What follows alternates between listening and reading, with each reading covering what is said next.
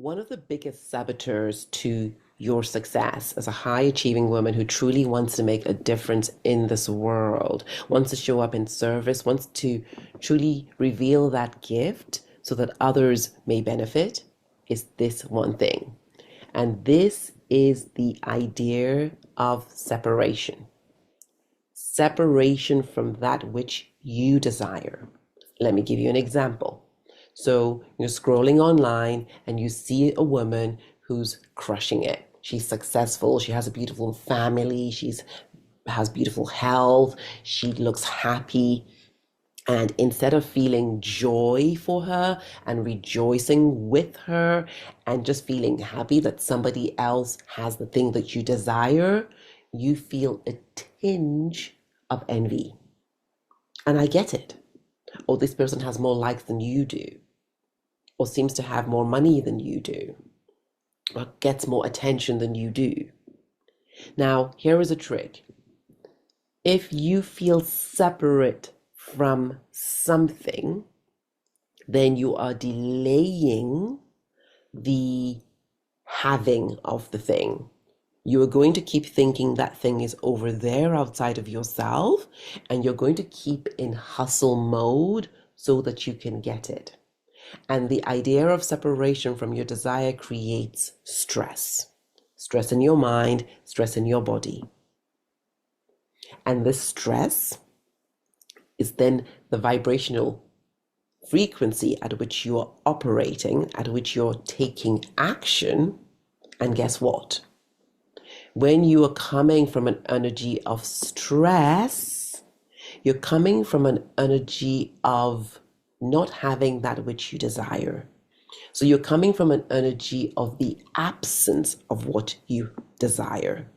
So you're coming from an energy of lack and scarcity instead of an energy of abundance and having. If there is one thing that you hear me say today, it is really to understand that that which you desire is already inside of you. So it's not about you moving towards it, rushing towards it, hustling towards it. It's more about you experiencing the having in such a way that it is inevitable that it becomes manifest in your life and your reality. So imagine that you are a beautiful shore. And the ocean is there. No one has ever seen a shoreline hurry and rush to meet the ocean. There are high tides and there are low tides. I was in the Maldives earlier this year and it was so incredible because you woke up in the morning and oh my goodness, the sea was back out there. And then as the evening came, it came in and became higher and higher and higher. And the earth was what it was. There was more that was revealed when the tide was low and less so when the tide was high. So imagine you are the shore and that whatever it is that you desire, you are having it. It's happening. And you do not mistake a low tide for absence. You do not allow a low tide get you stressed because you know that low or high, there is still connection. It's still in you, and it's simply a question of the level to which you are experiencing it. When you have something, you are not in hustle mode. Let me land this another way for you.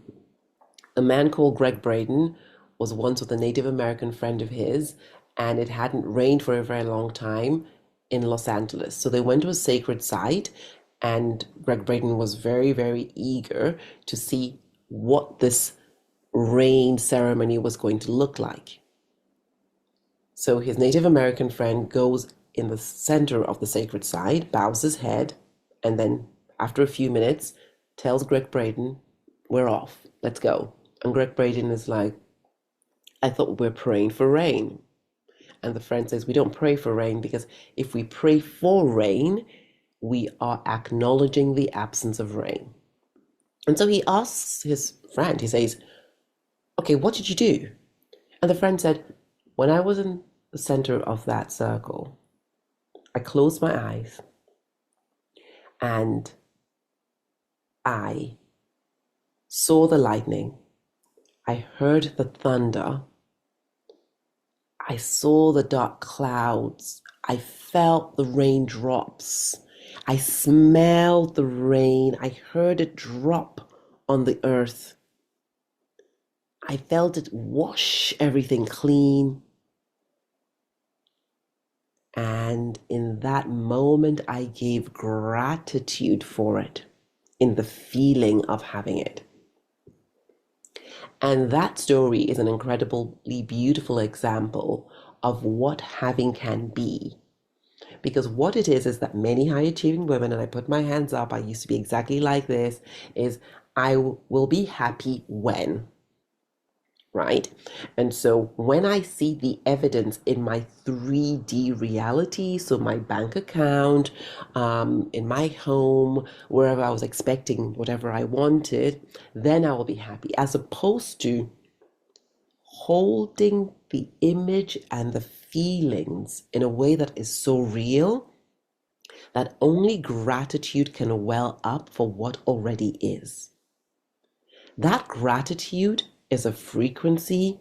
That gratitude is the frequency of having. And when you are on the frequency of having, then the realization and manifestation of your desire becomes inevitable. It's simply a question of condensation. So the more your gratitude, the more you vibrate in love, the more you are on the frequency of light and joy, the quicker and the faster the things you desire download. And do you know why? Because you already have it. So anything else, the hustling, the impatience, the doubt, the stress, is blocking the full expression of it. And so the less you stay in the blocks, the more those blocks are removed, the less you need to hustle because it becomes easy. Remember, I first spoke about separation? So really shifting from it's outside of me, it's going to come inside of me or come towards me, to, ooh, anything that I think about or anything I desire is already inside of me. And now, how can I allow the expression of this in my outside world? So it's an inside out game.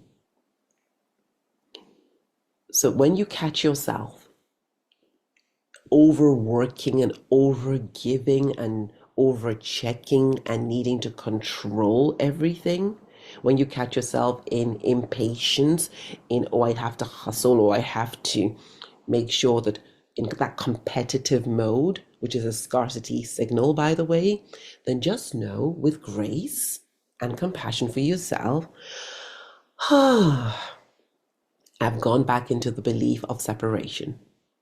But I now know that I already have what I desire. And so we actually shift from the desiring, because when you're in desire, you're in the illusion of not having, because it's an illusion, and shift into the having, right? So this is the way that you move from hustling to having. It's the way in which you start manifesting with the speed of spirit. It's the way that you move through life knowing that what is yours is already yours and cannot be taken away. And the only thing in between you and the experiencing is the idea of separation and the other forms of resistance that there are, and I mentioned a few. So this is the way in which you start burning down all those ideas, beliefs, concepts that are in the way of you living a life that is such an incredible joy to you. It's not anybody else's life. This is not about copying somebody else's version. In fact, you will find that when you are in trying to live a life that's not yours, that is somebody else's version of, joy or happiness, you'll find yourself in hustle because it will be hard. It's not inside of yourself. So number one, it's important to truly tune in and tap into what's within you, what's coming up from you, what's welling up naturally, powerfully. And then to understand that, this is not a game of me going and getting something outside of myself, hustling towards a thing. It is simply me choosing to allow the expression of what is already inside, giving myself permission to become fully who I am. And in the becoming of who you truly are, and allowing yourself take action in alignment with that, you must have what you truly desire, or what is already there. So I'd love to know what resonated most for you. And where in your life are you creating separation? Is it in love, where you think, oh, that person's too good for me? Or is it in money, where you think, oh, those rich people, those wealthy people? Or is it in health, where you think, well, I get to settle for this, my parents had this and that, the XYZ issues, and so this is my destiny. And you look at people who are just vibrant and healthy and you think, oh, they had nice parents, they had healthy parents, they have good genes, and you don't think it applies to you.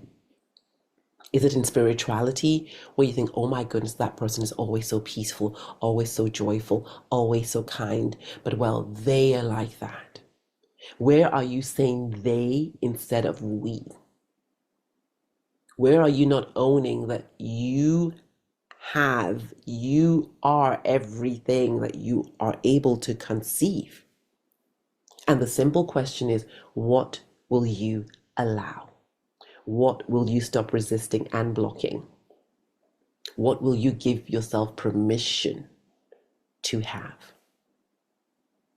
It's been a joy. My name is Bolu TV. I cannot wait to hear what resonated, what landed for you today.